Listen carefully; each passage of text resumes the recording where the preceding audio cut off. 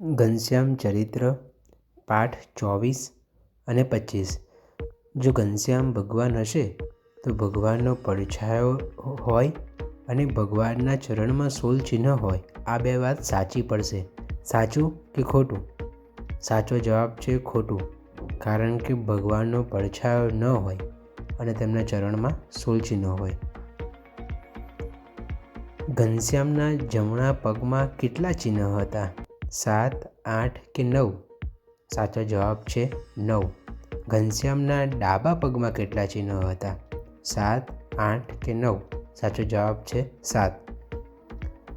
ઘનશ્યામને સોનાની ભરતવાળી ટોપી તથા સુરવાડના ભેટ કોણે આપ્યા?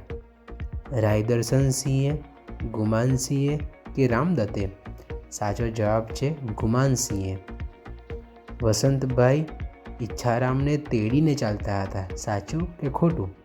સાચો જવાબ છે સાચું।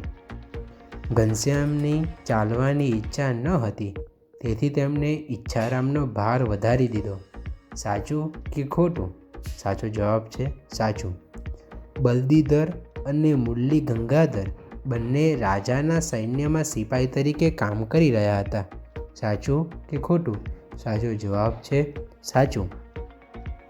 પીપળાના ઝાડ પાસે એક મોટું તંબુ બાંધેલું હતું, તેમાં રાજા સિપાઈ સાથે બેસીને શું કરી રહ્યો હતો? પ્રાણીઓની હિંસા, ભજન ભક્તિ કે માણસોની હિંસા? સાચો જવાબ છે પ્રાણીઓની હિંસા। ઘનશ્યામે પોતાની શક્તિથી પીપળાના ઝાડમાં પ્રવેશ કરીને ઝાડ પાડી નાખ્યું, સાચું કે ખોટું? સાચો જવાબ છે ખોટું, ઝાડ પાડી નહોતું નાખ્યું, ઝાડ હલાવ્યું એટલે રાજા ડરવા લાગ્યો।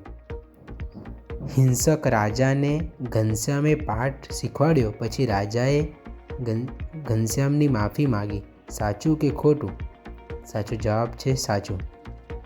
શ્રી સ્વામિનારાયણ ભગવાનની જય।